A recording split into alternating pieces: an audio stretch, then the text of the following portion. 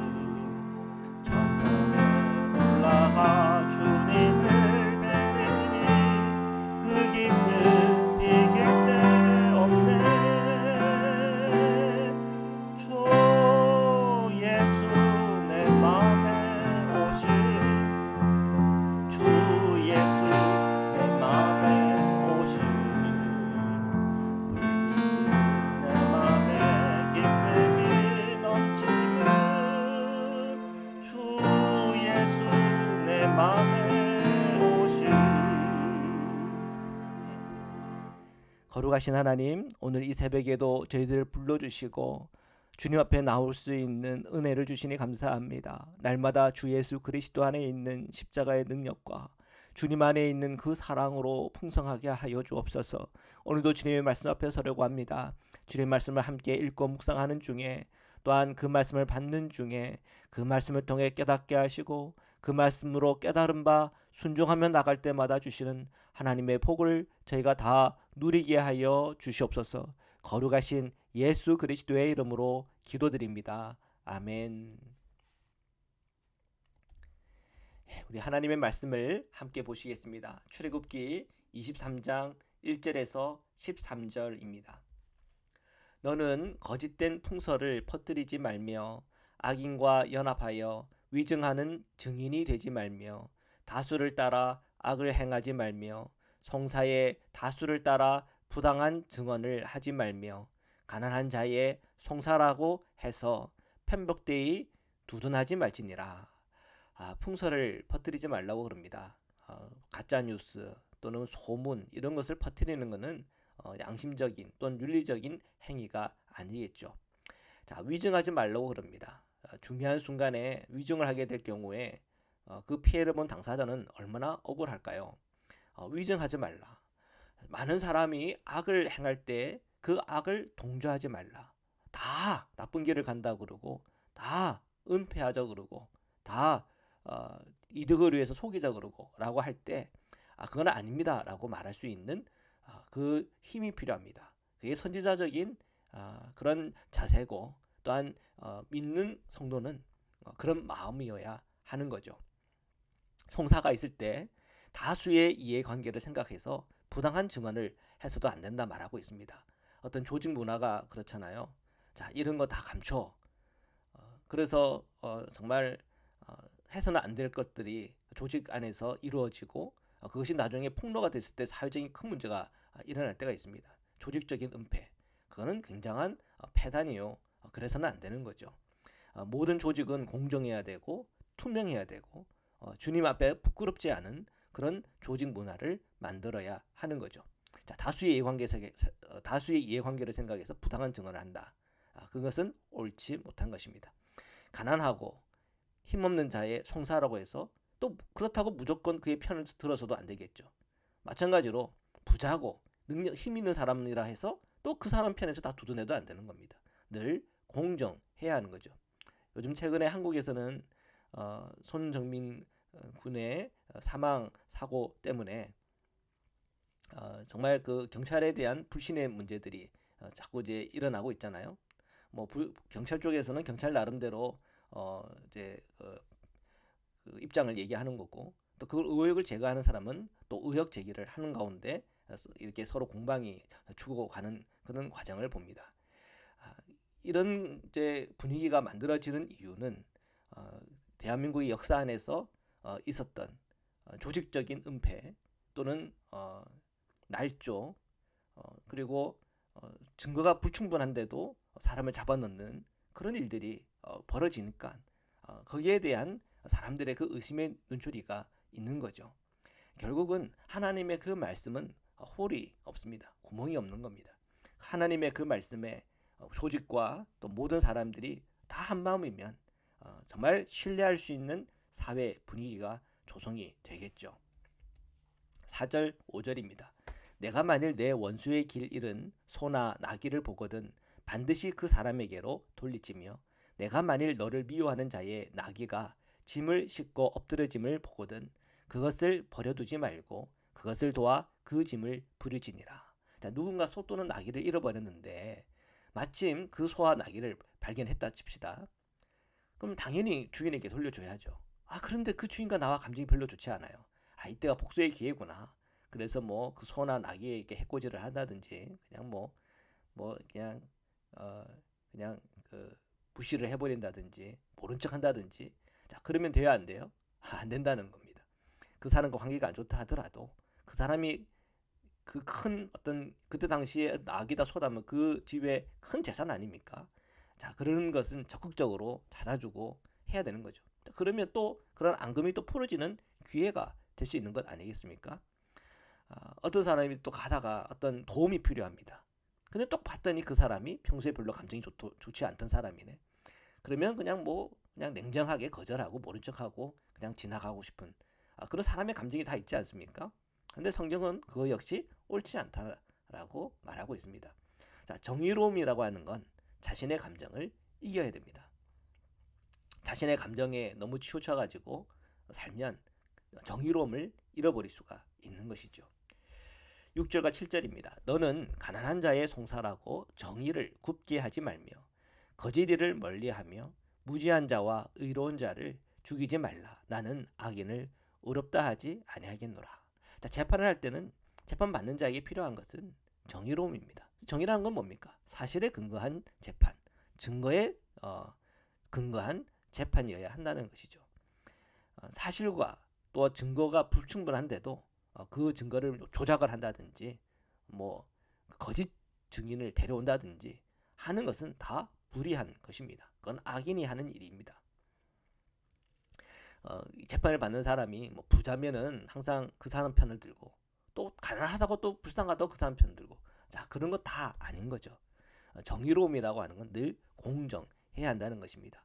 일 처리할 때 거짓말해서도 안 됩니다. 늘 진실하게 투명하게 일을 해야 하겠죠.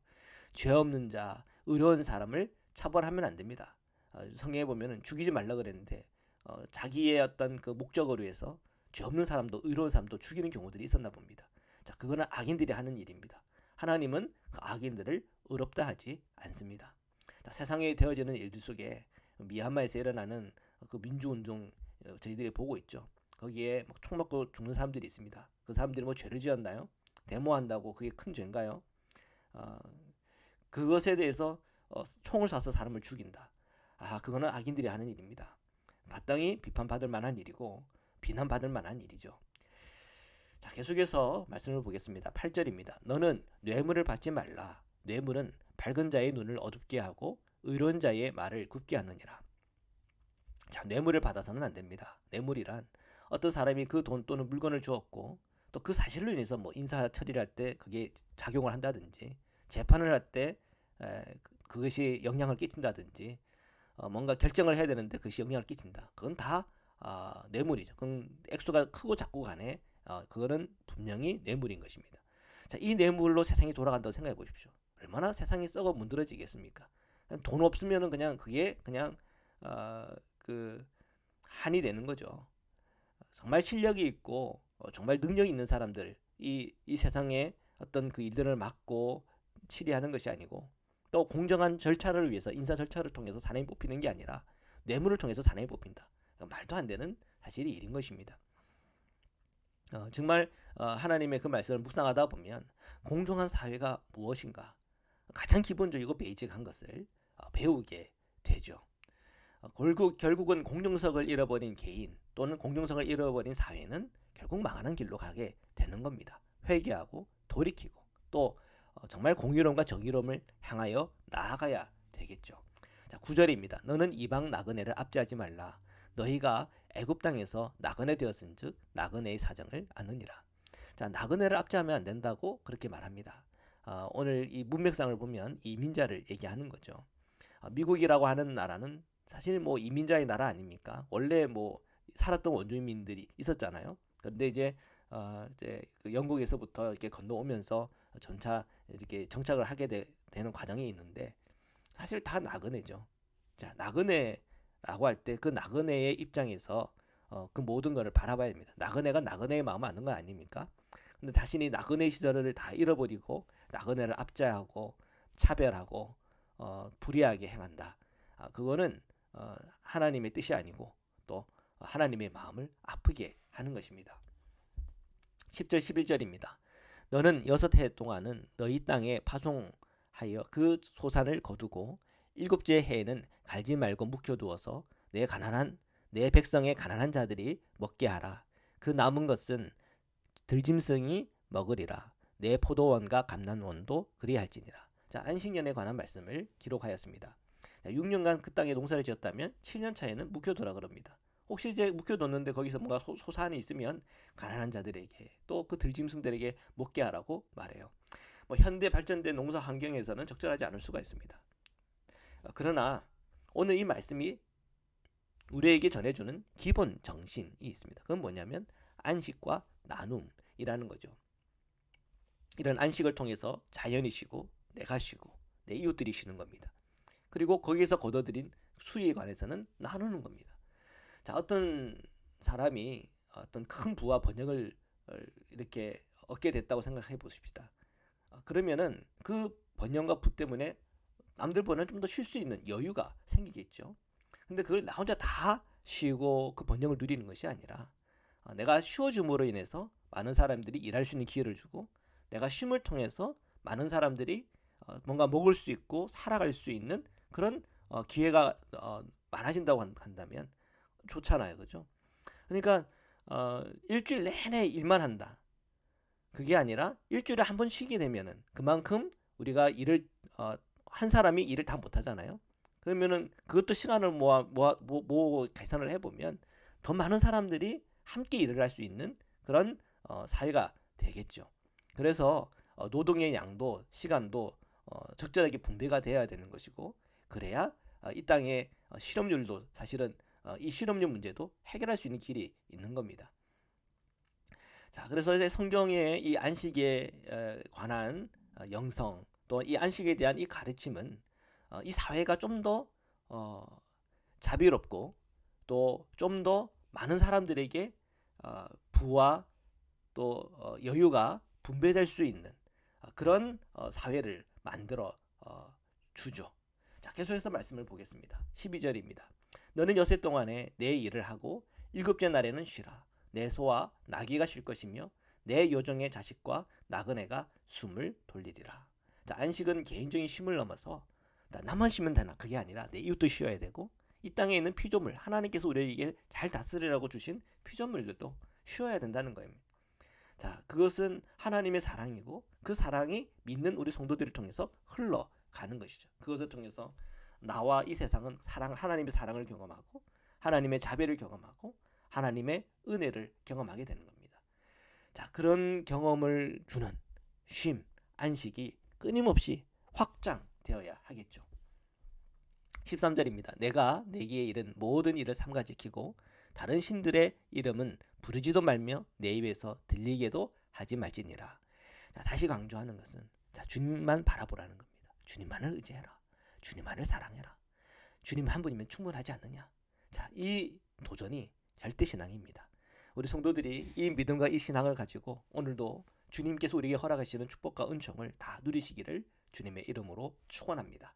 말씀으로 기도드리시겠습니다. 사랑해 주님 감사합니다. 오늘도 주님의 말씀 앞에 섰습니다. 주님의 이 계명들을 통해 또 법규들을 통해서 우리가 어떻게 이 세상에 공의롭고 정의롭게 살아가야 되는지에 대해서 깨닫습니다. 주님, 우리의 모든 삶이 진실하고 공의롭고 정의로우며 억울한 사람이 없으며 늘 주님 안에서 사랑과 은총이 흘러가는 자비롭고 사랑이 넘치는 사랑의 공동체가 되게 하여 주옵소서. 오늘 우리 교회 안에서 또 가정 안에서 부부 안에서 부부 자녀들 안에서 직장 안에서 모든 삶의 영역 속에서 그 은혜가 흐르게 하여 주옵소서. 몸이 불편한 성도님도 있습니까?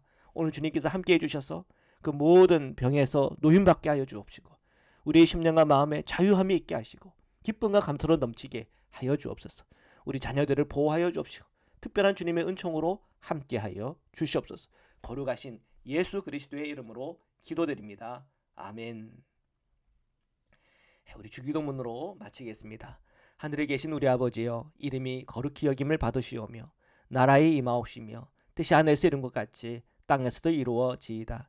오늘날 우리에게 인류할 양식을 주옵시고 우리가 우리에게 죄 지은 자를 사하여 준 것 같이 우리의 죄를 사하여 주옵시고 우리를 시험에 들게 하지 마옵시고 다만 악에서 구옵소서.